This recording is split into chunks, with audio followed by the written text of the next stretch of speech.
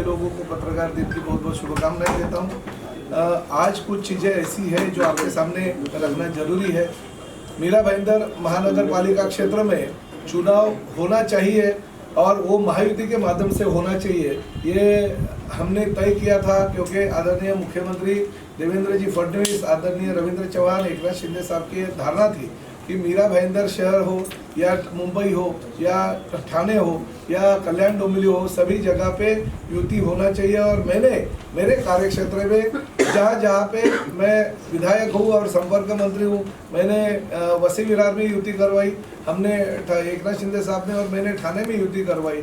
उसी तरह से मीरा भाईंदर में युति होनी चाहिए, ये मतकर्मय था। इसलिए हमने युति होने के लिए ठाणे के मेरी कॉन्स्टिट्यूंसी के 4 जगह जो है ये हमारे भारतीय जनता पार्टी के लोगों को देते हुए हमारे लोगों को हमने चुप बिठाया और उनको हमने टिकटें दी। मगर महायुति के माध्यम से जब भी मैं नरेंद्र मेहता जी से बात कर रहा था तो उन्होंने मुझे भारतीय जनता पार्टी के कार्यालय में बुलाया और 50 मिनट बिठा के रखा और खुद बाद में देरी से आए और हमें जैसे 13 जगह आपको अगर चाहिए तो ले लो, क्योंकि वो भी 13 जगह जो आने वाला है वो 13 सीट्स हमारे बलबूते पे आएंगे, ऐसा बोला। इसलिए 2 दिन के बाद में तो फॉर्म भरना था, इसलिए युति नहीं करने का उनका इरादा पक्का था।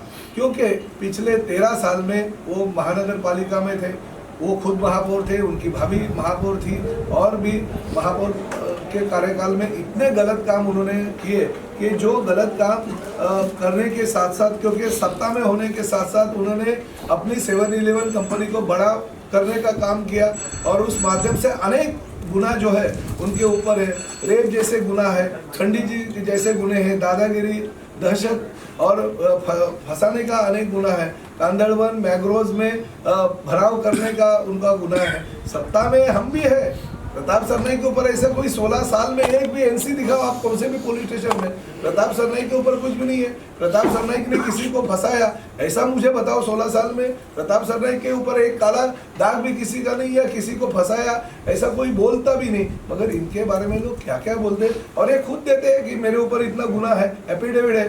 जिन्होंने बलात्कार का आरोप इनके ऊपर किया उनको टिकट देके चुप बैठाते हैं। जिन्होंने गोपीनाथ मुंडे तरन तलाव जो चलाने को इनका सब कॉन्ट्रैक्टर था वो मधुसूदन पुरोहित और एक जो लेडी थी उनको उसने टिकट दे दिया।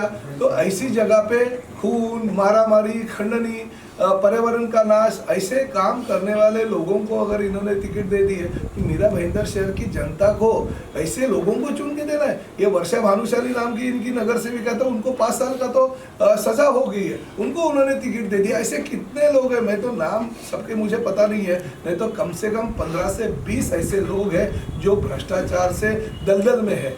ये 12 नंबर प्रभाग में अरविंद शेट्टी नाम का इनका नगर सेवक था, उसके ऊपर तो उसको जैसा गुना था। यानी गुना कौन सा बाकी है, कौन से गुने में ये लोग शामिल नहीं है और सब ये चंटर फंटर इन्हीं नरेंद्र मेहता जी के, ये भारतीय जनता पार्टी के कार्यकर्ता नहीं है। भारतीय जनता पार्टी मीरा भाईंदर में नरेंद्र मोदी जी के विचारों पे चलने वाली भारतीय जनता पार्टी है, जिसके साथ प्रताप सरनाईक की शिवसेना कायम है। जब भी नरेंद्र मोदी जी का 75वां जन्मदिन था, ये प्रताप सरनाईक ने 75 फुट का कटआउट अपने नवरात्रि में लगाया था। 75,000 गरीबों को अनाज इन्होंने दिवाली के माध्यम से दिया था। ये भारतीय जनता पार्टी का रिस्पेक्ट करने वाला प्रताप सरनाईक यहाँ का विधायक है, क्योंकि खाली शिवसेना के बलबूते पे नहीं बल्कि प्रताप सरनाईक भारतीय जनता पार्टी और शिवसेना का युति का विधायक के तौर पे लोगों को वोट मांगता था। इसलिए मेरा नरेंद्र मोदी जी का आदर करना और उनका सम्मान करना और उनके माध्यम से अगर मैं वोट मांगता हूँ तो उनके 75वें जन्मदिन में उनका जो भी अभिमान मुझे है तो जो भी उनका मान सम्मान करना मैं मेरा कर्तव्य मानता था। मगर नरेंद्र मेहता जी ने क्या किया? कुछ भी नहीं किया।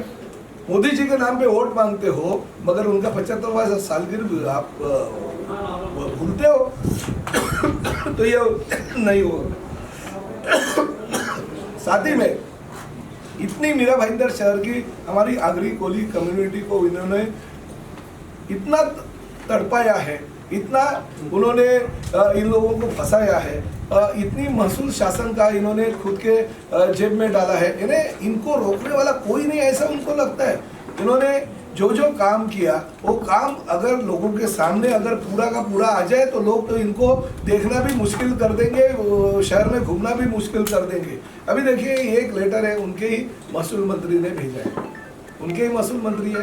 ये तारीख है 20/6/2025 और तभी थे महसूल मंत्री आदरणीय चंद्रशेखर बावनकुळे जी। क्या लिखा है इसमें देखिए, भूमाफिया नरेंद्र लालचंद मेहता यांच्या 7-11 कंपनी कन्स्ट्रक्शन प्रायव्हेट लिमिटेड यांनी न भरलेल्या मुद्रांक शुल्क व दंडाच्या रकमेची पर्यायाने शासनाच्या थकीत महसुलाची जलद रीतीने काय केलं, अजूनपर्यंत वसुली काही शासनाने केली नाही। अशा प्रकारे अनेक महसूल म्हणजे गोरगरीब जनतेची तर लूट, शासनाची पण लूट केलेली आहे। आता ऐसा अगर वो करते रहेंगे कैसा चलेगा? गवर्नमेंट का पैसा अभी तक कुछ भरा नहीं है। आपको पता है मीरा भाईंदर शहर में 1 साल पहले ये 218 MLD पानी आ जाता था। इन्होंने चेना का जो पाइपलाइन डालने का और टाकी का जो काम है रुकवाया, क्योंकि मेरी जमीन है, मेरी जमीन से मैं रास्ता नहीं दूंगा, वो टाकी बनने नहीं दिया। मैं खुद और गीताजन वहाँ पे जाके टाकी का काम शुरुआत किया, इसलिए अभी अगले साल यही साल मीरा भाईंदर शहर को पानी मिलेगा। मेट्रो का काम हमने दिवाली में मेट्रो शुरू करने का वायदा किया था। ये आदमी की वजह से खाली मेट्रो अभी तक शुरुआत नहीं हुई। क्यों नहीं हुई? क्योंकि जो मेट्रो का काशीगांव का स्टेशन का जो स्टेयरकेस था उन्होंने रोक दिया, क्योंकि दादागिरी करके रोका, क्योंकि ये जमीन जो है वो मेरी है, इसका मालिक मैं हूँ, मैं काम नहीं होने दूंगा। 6 महीना वो काम रुका दिया। आखिर मुख्यमंत्री को मध्यस्थी करनी पड़ी और मुख्यमंत्री जी ने हमारे commissioner, police commissioner, municipal commissioner को बोला कि ताबड़तोब ये काम करो, इसलिए वो काम हो पाया।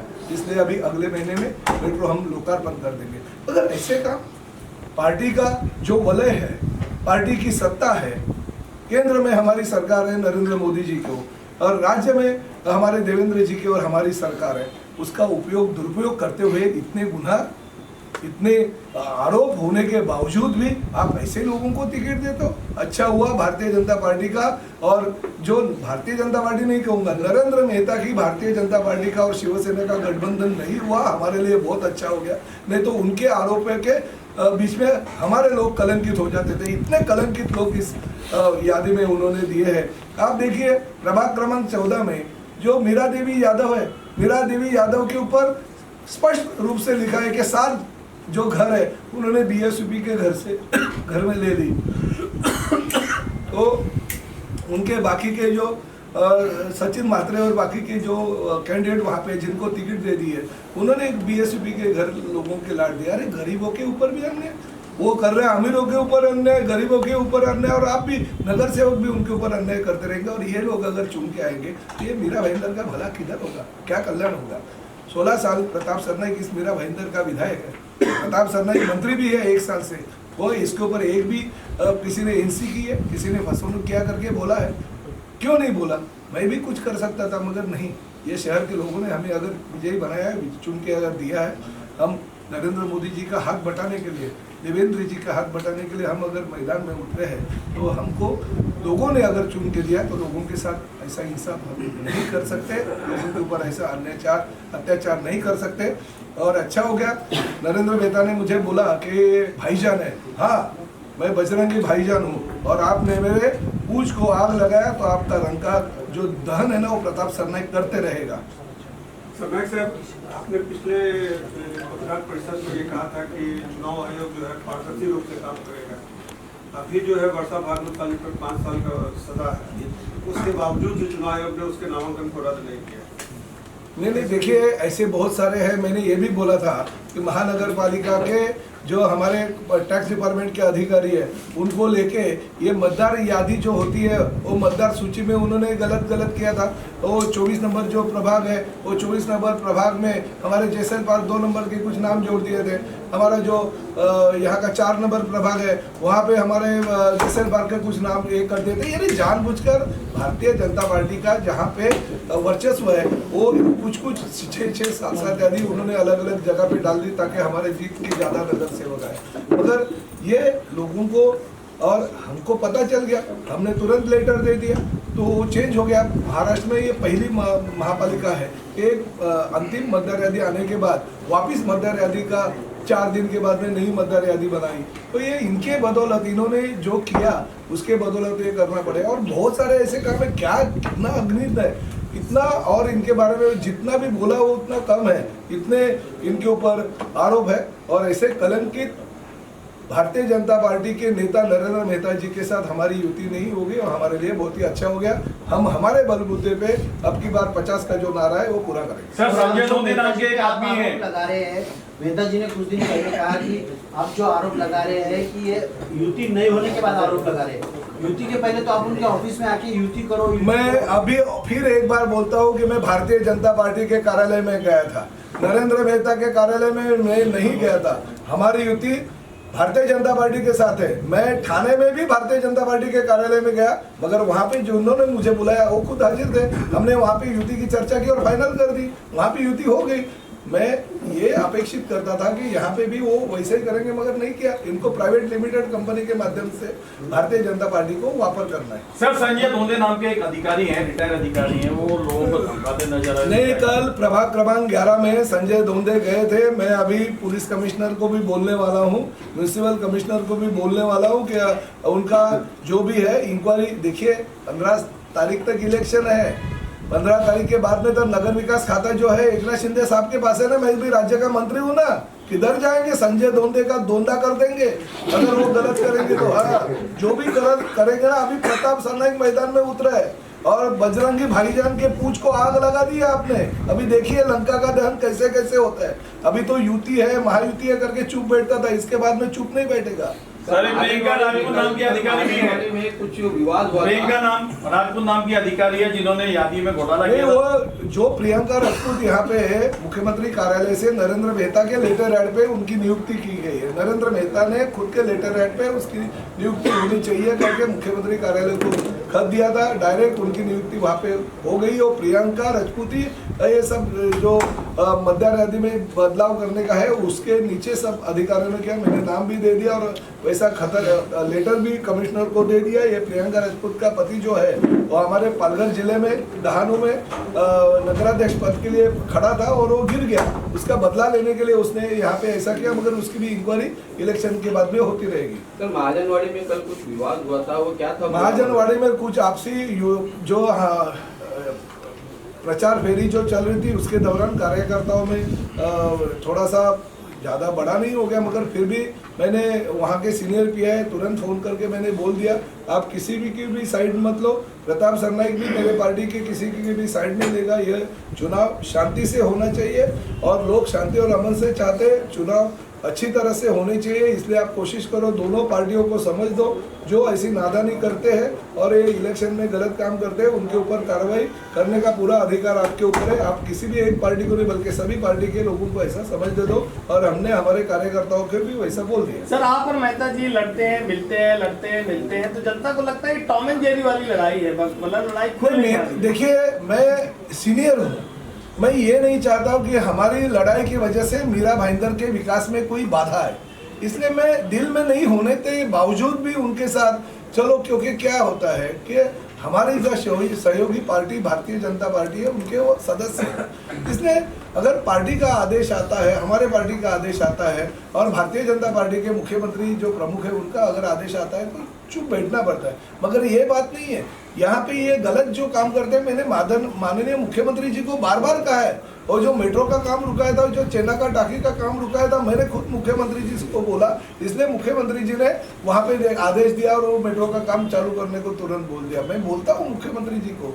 मैं जाके क्या वहाँ पे मारामारी करने वाला तो मैं नहीं, उनके जैसे मेरे ऊपर कोई गुनाह नहीं है। मैं तो सिर्फ उनकी जो गलत काम शहर में कर रहे हैं उनकी कंप्लेंट मुख्यमंत्री जी को करता हूँ ना, ऐसा नहीं है। क्या नरेंद्र मेहता भाजपा का अपने निजी स्वार्थ के लिए इस्तेमाल कर रहे हैं? अरे भाई मैं वही तो बोल रहा हूँ, इन्होंने भारतीय जनता पार्टी को खुद की 7-Eleven कंपनी बना के रखी है और हम तो भारतीय जनता पार्टी, आज भी हमारी लड़ाई जो है प्रताप सरनाइक और नरेंद्र मेहता की है। भारतीय जनता पार्टी और शिवसेना की ये लड़ाई ही नहीं है, क्योंकि भारतीय जनता पार्टी के नेता को, नरेंद्र मोदी जी को मानने वाले एकनाथ शिंदे जी और मैं हूँ।